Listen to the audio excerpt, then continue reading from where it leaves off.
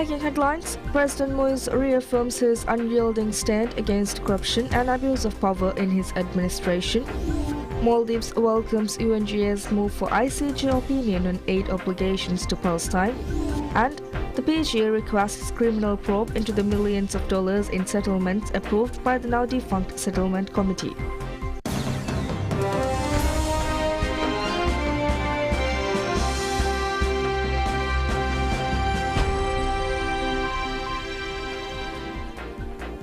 Bismillahirrahmanirrahim. Assalamu alaikum. Hello and welcome to PSM News in English. I'm Mutwa Mahmood, the host for the evening. Looking into the details, President Dr. Mohamed Moise reaffirms his unyielding stand against corruption and abuse of power in his administration. Speaking to reporters outside the President's office, President Moise denied receiving a letter from the former chairman of the Housing Development Corporation HDC, Ahmad Zuhur, detailing the widespread corruption and abuse of power inside the corporation. Some local media reports claim that Zuhur had detailed multiple instances of corruption and abuse of power taking place inside HDC in a letter sent to the president shortly before he was dismissed from the chairman's post. The president stated that if he had received a letter as claimed, he would have taken immediate action. He also added that the government will not hesitate to stop any act of corruption or abuse of power. President Moise pointed out that the entire HDC's board, along with several high-level officials, have been suspended amid an extensive investigation by the Maldives Police Service and the Anti-Corruption Commission. He stressed that he don't make appointments for them to steal, to commit corruption or do illegal activities, and that the appointments are made to serve the people with honesty and integrity. He reiterated that unlike previous governments, corruption in any way or form will not be tolerated by this administration. President Moise also urged the people and public servants to cooperate and assist in his efforts to eradicate corruption from the Maldives. Maldives welcomes the United Nations General Assembly's adoption of the resolution requesting an advisory opinion of the International Court of Justice (ICJ) on the obligations of Israel in relation to the presence and activities of the United Nations, other international organizations, and third states. The resolution seeking the advisory opinion from the UN's top court was brought by Norway and co-sponsored by the Maldives, Egypt, Jordan, Qatar, and Saudi Arabia, among others. It won backing from 137 countries, while 12 objected and 22 abstained. The Ministry of Foreign Affairs in a statement said the Maldives believes that this is a crucial step forward to uphold the work and mission of the United Nations, humanitarian organizations, and of third states to protect and preserve the humanitarian operations in the occupied Palestinian territory. The statement said that the Maldives appreciate the overwhelming support for this resolution and regards the support as a testament to the commitment to realize a sovereign and independent Palestinian state based on the pre-1967 borders with East Jerusalem as its capital. Israel, which has tightly restricted aid going into the Hamas-ruled territory since the outbreak of the war, often blames the inability of relief organizations to handle and distribute large quantities of aid for the dire humanitarian situation. Despite serious international concerns, Israeli lawmakers have passed laws to bar the UN's Palestinian Aid Agency, UNRWA, from operating in Israel and East Jerusalem, while raising the prospect of similar measures against other aid agencies. Prosecutor General Abbas Sharif requests the Anti-Corruption Commission ACC to conduct a criminal probe into the millions of dollars in settlements approved by the now-defunct Settlement Committee during the previous administration. The Parliamentary Public Accounts Committee, in its report into the matter, decided that the settlement agreements signed between 2019 and 2023 are void ab initio and approved all necessary legal actions to invalidate the agreements. The PG noted that the Finance Committee report had accused several high-level officials of the previous government of embezzling state property and funds in clear violation of their constitutional and legally mandated duties while holding a senior position of the state. Prosecutor General's Office PGO said that in light of the findings in the Finance Committee report, the PG believes that the accusations warrants a criminal investigation which falls within the mandate of the ACC. Hence, the Prosecutor General on December 17 asked the ACC to launch a criminal investigation. PG Abbas Sharif has also asked the ACC to expedite the investigation, provide regular updates, and consult the PGO on the progress of the investigation. The Parliament on December 12 approved the motion by its Finance Committee to advise the PGO to file charges against former President Ibrahim Mohamed Solih, former Economic Minister Fayaz Ismail, and former Minister at the President's Office Ali Shiam if found complicit from the investigation into the settlement of disputes and disbursements of funds by the Settlement Committee. Prior to the dissolution of the Settlement Committee, decisions were made to compensate various parties to the value of $14.6 million before November 17, 2023. Moreover, the committee is estimated to have decided to grant $64.8 million worth of assets and funds as compensation to various parties. The Attorney General invalidated as many as 9 agreements signed by the Settlement Committee, halting the implementation and disbursements with immediate effect. The government appoints former Minister of Construction and Public Infrastructure, Mohammad Maruf Jamil, as the new Managing Director of the Housing Development Corporation (HDC). Jamil, who previously played a pivotal role in the development of Hulumala during his tenure as Construction Minister, brings a wealth of experience and expertise to his new position. In addition to his government role, Jamil is also a renowned architect and an independent researcher focused on the architectural heritage of the Maldives. This appointment comes in the wake of Ibrahim Fazl Rashid's resignation from the post on 21st December. Rashid's resignation was prompted by his suspension following a police inquiry into allegations of mismanagement related to the distribution of land plots under the Bimberia housing schemes. On 19th December, the Privatization and Corporatization Board (PCB) took action by suspending the entire board of directors of HDC with the exception of the chairperson.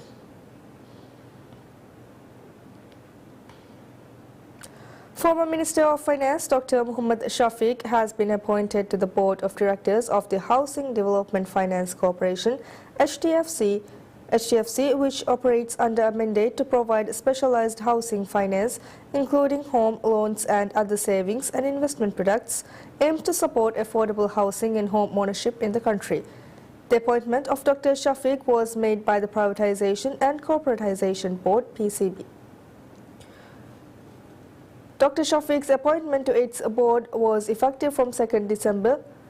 Dr. Shafiq previously served as the first finance minister under President Dr. Mohamed Muiz's administration. He assumed the role of finance minister on 17th November 2023 and resigned from his post on 30th September 2024. This year, prior to his tenure as finance minister, Dr. Shafiq held the position of Chief Financial Officer (CFO) at HDFC. HDFC was incorporated in 2004 by a presidential decree under the Companies Act.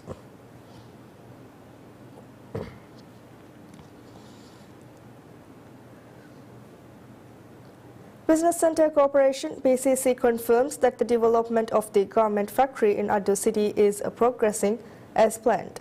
This statement follows recent allegations on social media regarding the suspension of the project, which BCC categorically BBC categorically denies. In June, BCC signed an agreement with Addo City Council to allocate land for the garment factory's development. By September, BCC announced that it was seeking investors for the project. BCC said that the development aims to provide new opportunities for those involved in the clothing and garment sector, including enhanced marketing services.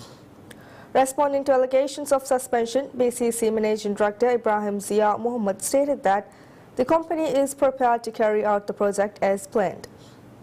The company has formally requested the Addo City Council to allocate an alternative land plot for the factory's location. The project, initiated by the Ministry of Economic Development, seeks to reduce garment imports, increase employment opportunities and bring economic and industrial development to Addo City as envisioned by President Dr. Mohamed Muiz.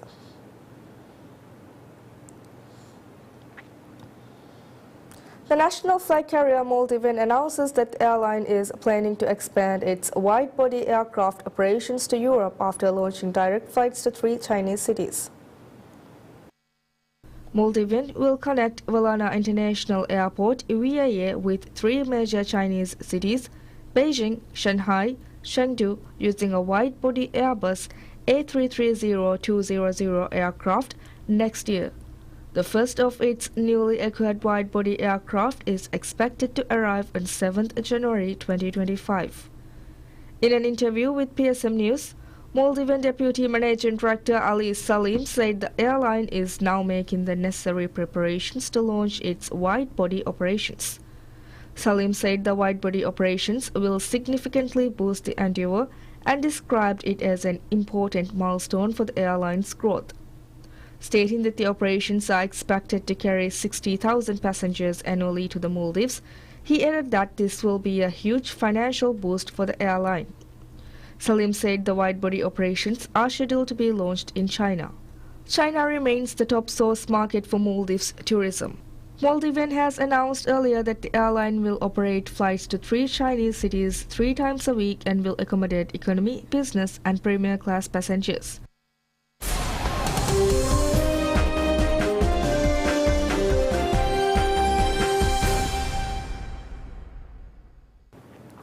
Swiss lawmakers called for stricter oversight of the financial sector after investigating the collapse of Credit Suisse, casting an unflattering light on authorities while pinning the blame on the bank's implosion primarily on its managers. In a long-awaited 569-page report published on December 20th, lawmakers exposed Swiss bureaucracy that is unaccustomed to scrutiny, rebuking regulators for being secretive and mistrustful and for responding at times supposedly to the crisis that felled the bank in March 2023. Arch rival UBSGS stepped in to buy Credit Suisse for a fraction of its value in a government-orchestrated rescue. In June 2023, Parliament took the unusual step of forming a committee to probe the official response to the Credit Suisse meltdown. Interviews with those involved were held privately. The government has said it will use the findings to inform its plans for reform of the banking sector. The opening lines of a statement accompanying its report, translated from German, says that the committee considers Credit Suisse years of mismanagement to be the cause of the crisis. The committee, known as PUK, chronicled in detail the chaotic final days of the bank and criticized a lack of transparency during months of crisis meetings between finance ministry officials, the central bank and the market regulator, FINMA, urging them to keep written records in future. It further read that the PUK does not see any casual misconduct on the part of the authorities for the Credit Suisse crisis and finds that they prevented a global financial crisis. The unraveling of 167-year-old Credit Suisse, a pillar of the financial establishment and the country's second biggest lender, left Switzerland with just one major international bank, which now holds a balance sheet bigger than the entire economy. The government in April sketched out 2 big-to-fail plans to ensure UBS does not go the same way as Credit Suisse, centering chiefly on making the bank hold more capital, but it vowed not to give more specifics until after the PUK report. The committee's conclusions did not offer perspective advice on how the banking sector should be reformed, but the broad sweep of the 30 recommendations and requests directed at the government cleaved closely to those April proposals.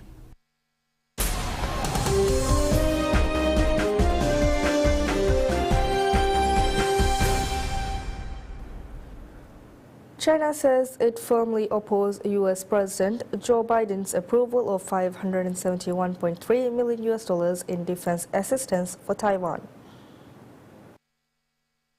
The White House said Friday that Biden had authorized the drawdown of up to $571.3 million in defense articles and services of the Department of Defense and military education and training to provide assistance to Taiwan.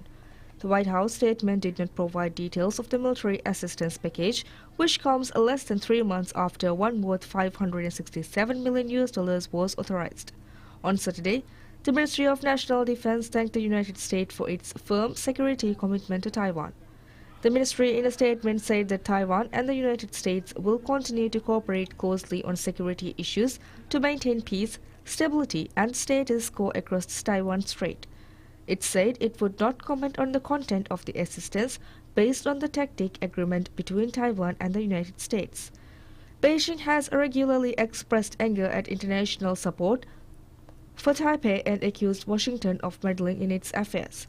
Beijing's foreign ministry said in a statement that this move gravely infringes on China's sovereignty and security interests, adding it firmly opposes this action. It said that China has lodged stern representations with the U.S. at the earliest opportunity. The United States does not officially recognize Taiwan diplomatically, but it is the self-ruled island's strategic ally and largest supplier of weapons. China, which has ramped up political and military pressure on Taiwan in recent years, has repeatedly called for Washington to cease sending arms and assistance to the island, which it claims is part of its territory. Taiwan earlier this week received 38 advanced Abrams battle tanks from the United States, reportedly its first new tanks in 30 years.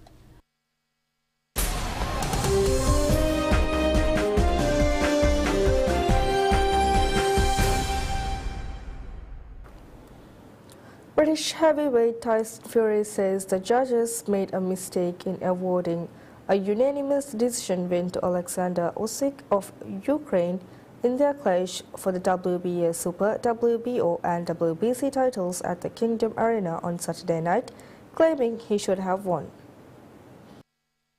Fury felt the second defeat of his professional career, both of which have come against Usyk, as he missed a chance to win the belts despite a much better performance in a rematch of their May bout, which he lost by split decision. Fury said he had been on the front foot all night, but in truth Usyk, who gave up big advantages in terms of height, weight and reach, was the more dominant fighter for the majority of the contest as he scored another decision win. The 36-year-old waved away talk of what is next for him after his second straight defeat. Usyk fought superbly throughout to win 116-112 on all three judges' scorecards as he again defeated Fury after his success in May made him the undisputed champion. That's it for now. Thank you for watching. Have a pleasant day ahead. Bye-bye.